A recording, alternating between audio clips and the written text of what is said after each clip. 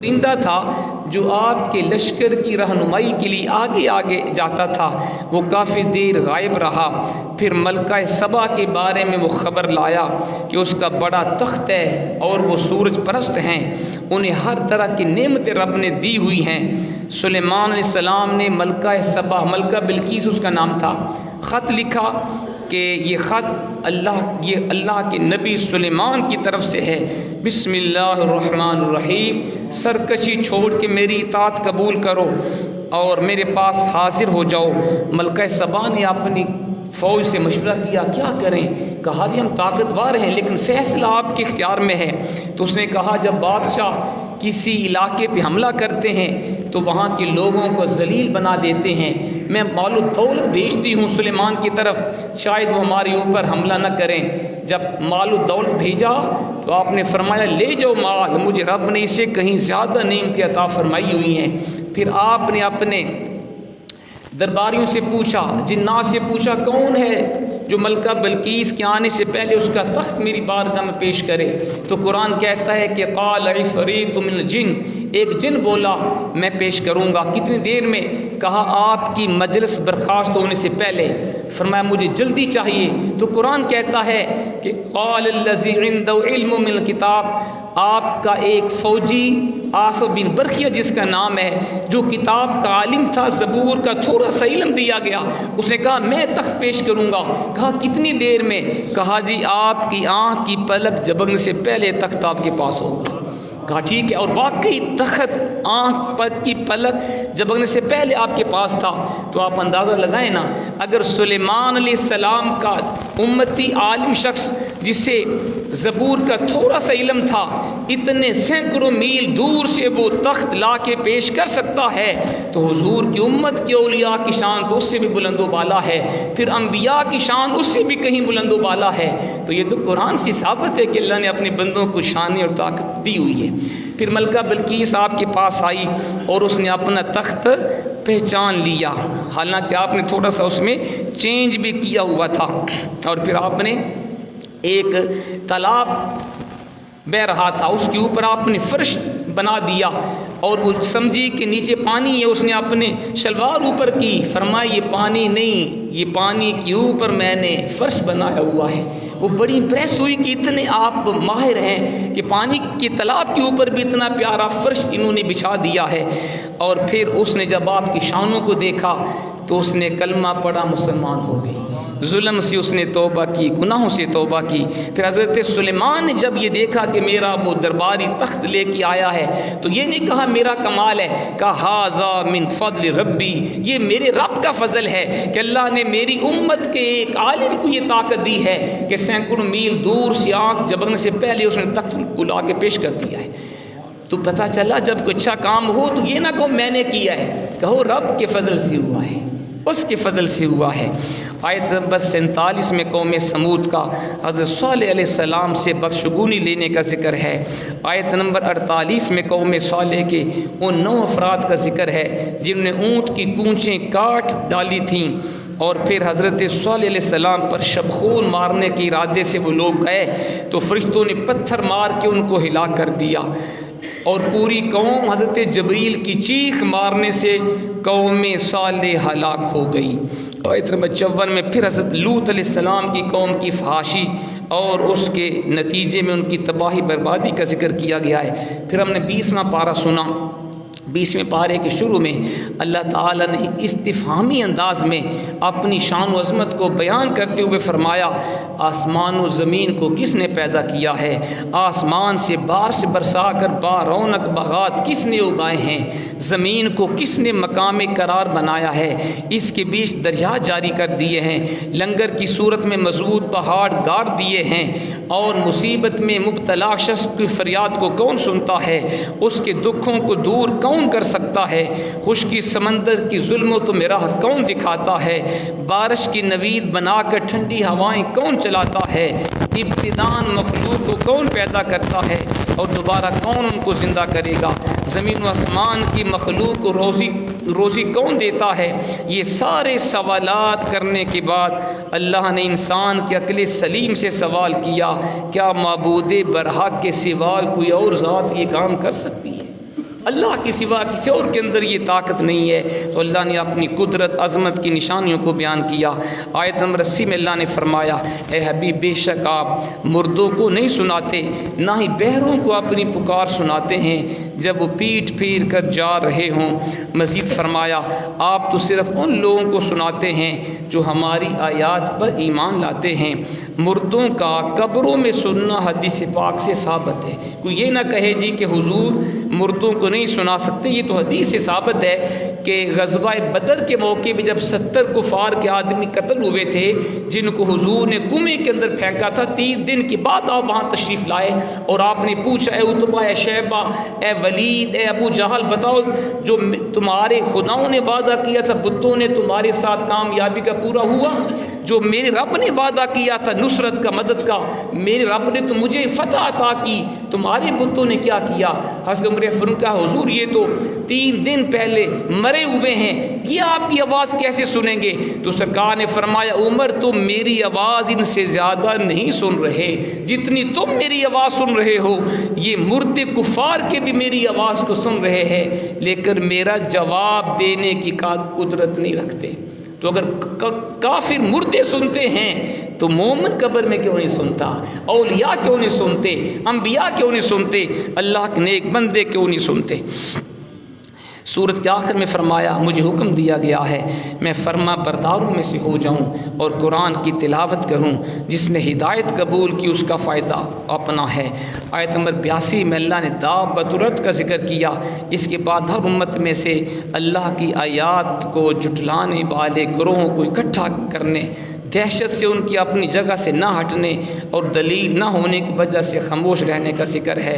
آیت نمبر 87 میں سور پھونکے جانے اور اس کی وجہ سے گھبراہٹ کا ذکر ہے کہ نیکوکار قیامت کے دن گھبرائیں گے نہیں لیکن گناہگار قیامت کی ہولناکی سے لرزہ براندام ہوں گے۔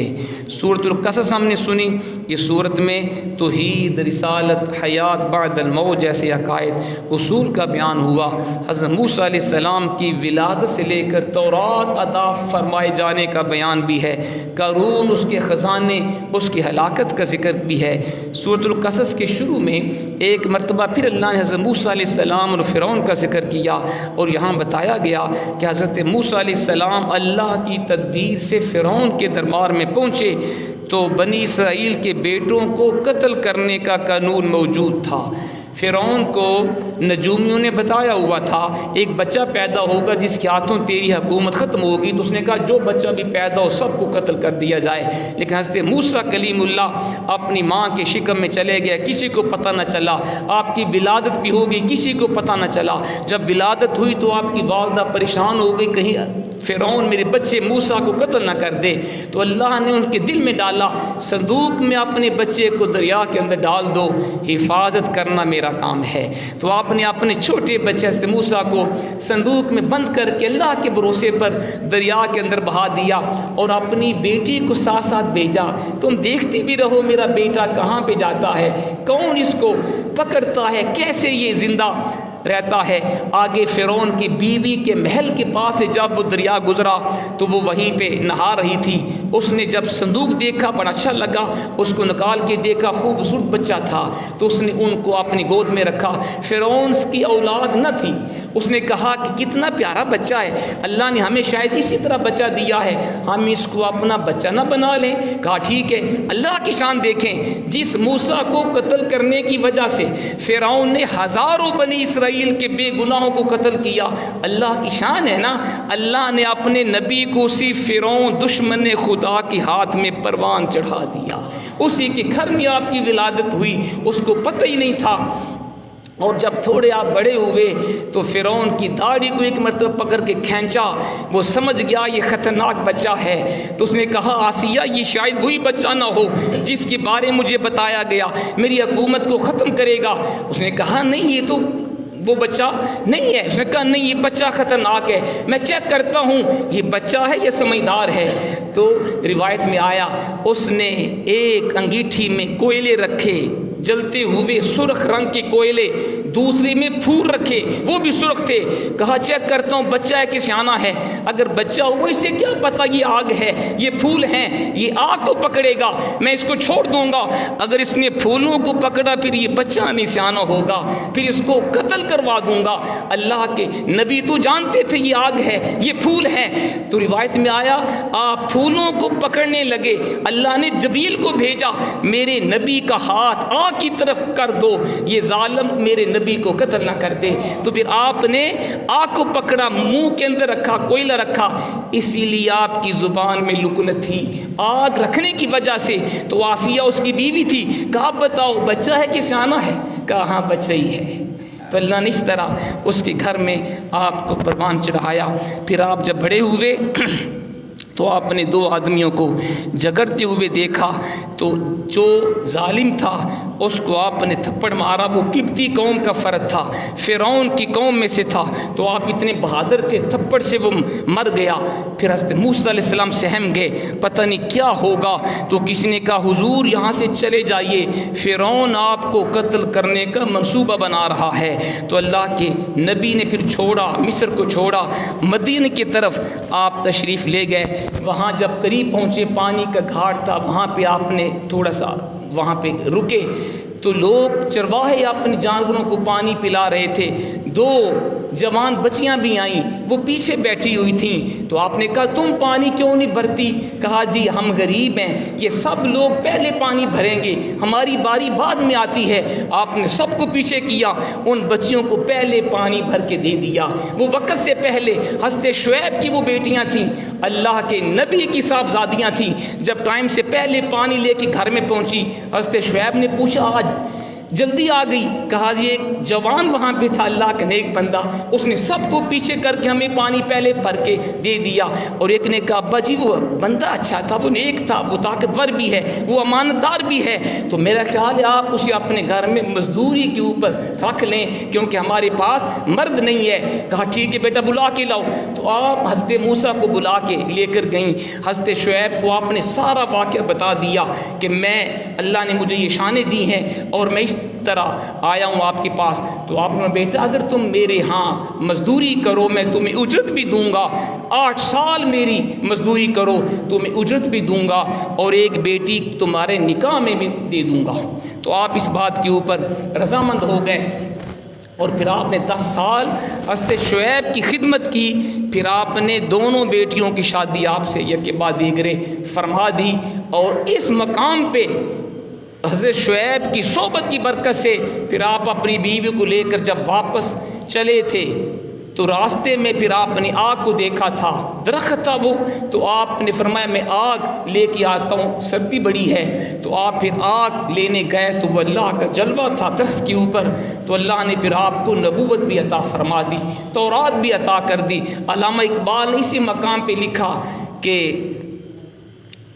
دم عارف نسیم میں صبح دم ہے، اسی سے ریشائے معنی میں نم ہے، اگر کوئی شعیب آئے میسر شبانی سے کلیمی 2 قدم ہے۔ اقبال نے کہا اگر کسی کو حضرت شعیب علیہ السلام جیسا مرد کلندر نصیب ہو جائے، کسی کو اللہ شیخ کامل دے دے، تو چرواہے سے کلیم اللہ بننا آسان ہوتا ہے۔ حضرت موسیٰ علیہ السلام چرواہے تھے، لیکن جب اللہ کے نبی کی صحبت میں رہے، حضرت شعیب علیہ السلام کی معیت میں رہے، اللہ کے نبی کی صحبت کی برکت سے آپ کلیم اللہ کے مقام پہ فائز ہو گئے۔ تو اگر ہم بھی اللہ کے نیک بندوں کی صحبت میں رہیں گے تو انشاءاللہ ہماری شان بھی اللہ تعالیٰ بڑھا دے گا۔ ذات محترم یہ پورا واقعہ ہے، اور پھر آیت نمبر 44 میں اللہ نے فرمایا اگر تمہیں اس کتاب میں شک ہے تو تم اس سے زیادہ ہدایت والی کتاب اللہ کے پاس سے لے آؤ۔ کفار کو یہ کہا گیا، اور اللہ نے اپنے حبیب کو یہ تسلی دی یہ لوگ آپ کی پیروی نہیں کرتے، یہ کفار اپنی خواہشات کی پیروی کرتے ہیں۔ آیت نمبر 52 میں نجاشی کے دربار سے آئے ہوئے وفد کے قبول اسلام کا ذکر بھی ہے، ابو جہل کی بدتمیزی کا ذکر بھی ہے، اور پھر اللہ کریم نے آیت نمبر 57 میں کفار مکہ نے رسول پاک سے یہ کہا تھا کہ اگر ہم آپ کے ساتھ ہدایت کی پیروی کریں ہمیں اپنے ملک سے اٹھا لیا جائے گا، یعنی موجودہ فوائد ہمیں نہیں ملیں گے۔ اللہ نے فرمایا ہم نے ان کو اپنے حرم میں کیا آباد نہیں کیا جو امن والا شہر ہے؟ تو اللہ نے فرمایا اگر تم میرے حبیب کے اوپر ایمان لاؤ گے تمہاری شان میں اور زیادہ بڑھا دوں گا، تمہیں مال و دولت کے اعتبار سے بھی فائدہ ہوگا۔ اور آیت نمبر 71 میں اللہ نے پھر استفہامی انداز میں اپنی قدرت و عظمت کا ذکر کیا اور اپنی شان نے بیان کی۔ اور پھر اسی صورت کے اندر اللہ کریم نے قارون کا واقعہ بیان کیا۔ قارون حضرت موسیٰ علیہ السلام کی قوم کا ایک فرد تھا جو بڑا طاقتور تھا۔ قرآن کہتا ہے اتنا وہ طاقتور تھا کہ اس کے خزانوں کی جو چابیاں تھیں اگر 20 طاقتور نوجوانوں کی جماعت وہ کنجیاں اٹھانا چاہے وہ چابیاں اٹھا نہیں سکتی تھی۔ یہ اس کے خزانوں کی چابیوں کا وزن تھا، تو خزانے کتنے ہوں گے؟ لیکن جب قارون نے اللہ کی نافرمانی کی، اللہ کے نبی کی بے ادبی کی، جب اسے کہا گیا اللہ کے راستے میں خرچ کر، جس رب نے آپ کو دیا اس کی راہ میں دو، تو اس نے کہا یہ میرے علم کا کمال ہے، میری قابلیت کا کمال ہے۔ پھر اللہ کی طرف سے پکڑ آئی کہ میں نے تمہیں مال و دولت دیا، جب میرے راستے میں دینے کی باری آئی تم اپنے مال کے اوپر سانپ بن کے بیٹھ گئے۔ تو قرآن کہتے ہیں فَخَسَفْنَا بِهِ وَبِدَارِ الْأَرْضِ، ہم نے قارون کو خزانوں سمیت زمین میں دنسا دیا۔ تو کتنا بڑا سبق ہے، اللہ مال دے کسی کو پھر اللہ کے راستے میں خرچ بھی کرنا چاہیے، مساجد کی تعمیر میں، مدارس کی تعمیر میں، غریبوں کے اوپر خرچ بھی کرو۔